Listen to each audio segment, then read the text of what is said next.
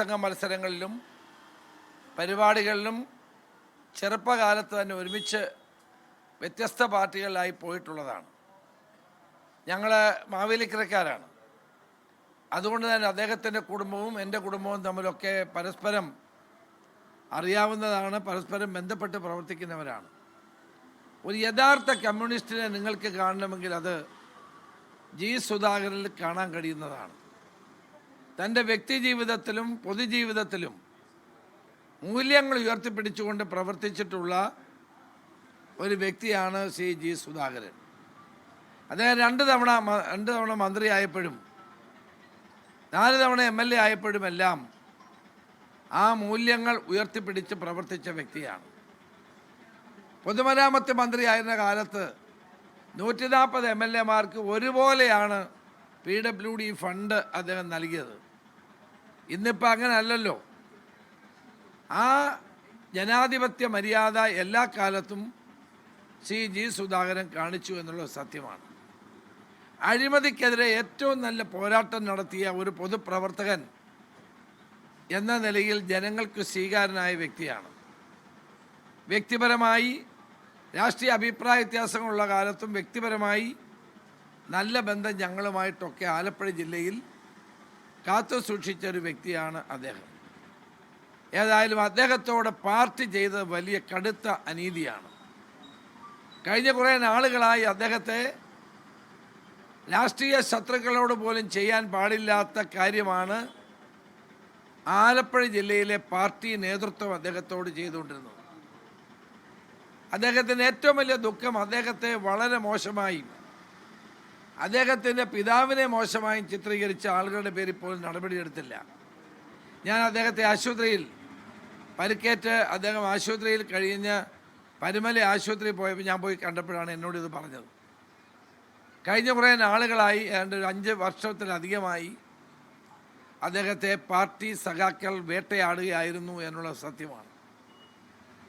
ഒരു 10-60 വർഷക്കാലം കമ്മ്യൂണിസ്റ്റ് പാർട്ടിക്ക് വേണ്ടി പ്രവർത്തിച്ച ഒരു യഥാർത്ഥ കമ്മ്യൂണിസ്റ്റിനെ, അഴിമതിയില്ലാത്ത ഒരു കമ്മ്യൂണിസ്റ്റ് നേതാവിനെ ഇങ്ങനെ വേട്ടയാടുകയും അദ്ദേഹത്തെ ജില്ലയിൽ നിന്ന് ബ്രാഞ്ച് കമ്മിറ്റിയിലേക്ക് വരെ തരം താഴ്ത്തുകയും ചെയ്ത നടപടി കേരള സമൂഹം കണ്ടതാണ്.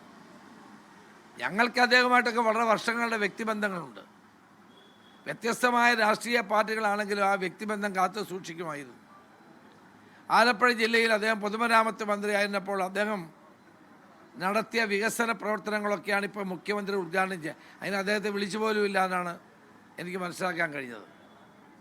ഞങ്ങളെ സംബന്ധിച്ചിടത്തോളം, UDFനെ സംബന്ധിച്ചിടത്തോളം സുധാകരൻ സ്വതന്ത്രനായി നിൽക്കുമെന്നുള്ള വാർത്ത ഇപ്പോൾ കേട്ടു.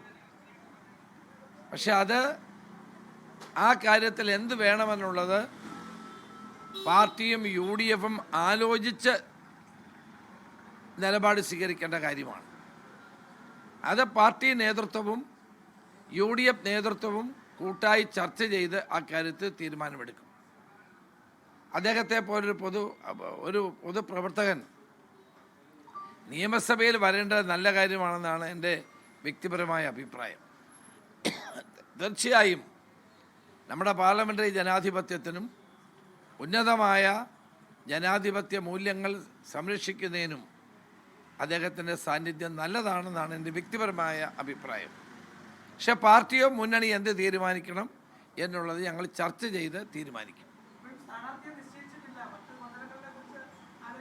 ഞങ്ങളിപ്പോൾ ഞങ്ങളുടെ സ്ഥാനാർത്ഥി നിർണയവുമായി ബന്ധപ്പെട്ട ചർച്ചകൾ നടന്നുകൊണ്ടിരിക്കുന്നേ ഉള്ളൂ. ഒന്നും ഫൈനലായിട്ടില്ലല്ലോ.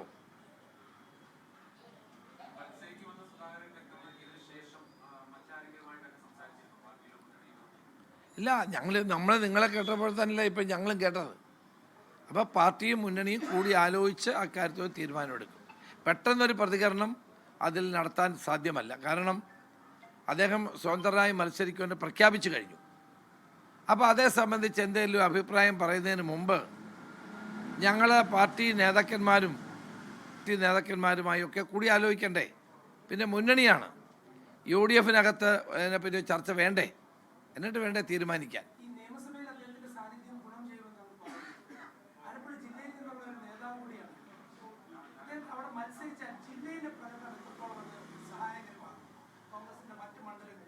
അല്ല, അതെല്ലാം ഞങ്ങൾ വിലയിരുത്തും. പാർട്ടി ജില്ലാ തലത്തിലുള്ള പാർട്ടി നേതാക്കന്മാരുമായും എല്ലാം കൂടി ആലോചിച്ച് ആ കാര്യത്തിൽ തീരുമാനമെടുക്കും. തീർച്ചയായിട്ടും കമ്മ്യൂണിസ്റ്റ് മാർക്സിസ്റ്റ് പാർട്ടിക്ക് ഒരു കനത്ത തിരിച്ചടിയാണ് ഇതിലൂടെ ഉണ്ടായിരിക്കുന്നത്. സുധാകരനെ പോലെ ഒരു നല്ല കമ്മ്യൂണിസ്റ്റ് നേതാവിനെ അപമാനിച്ച് പുകച്ച് പുറത്ത് ചാടിച്ചിരിക്കുകയാണ് ഇവർ. അദ്ദേഹം അനുഭവിക്കുന്ന വേദനയും വിഷമവും ഓരോ വാക്കിലും നമുക്ക് കാണാൻ കഴിയുന്നതാണ്. അങ്ങനെ പുകച്ച് പുറത്ത് ചാടിക്കേണ്ട ഒരാളല്ല ജി സുധാകരൻ.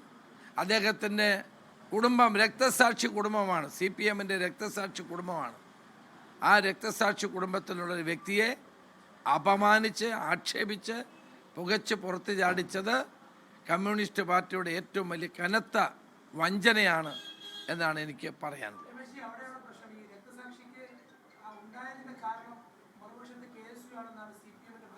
അല്ല, അതൊക്കെ ഉണ്ടായി കാണും, ചരിത്രത്തിൽ അതൊക്കെ ഉണ്ടായി കാണും.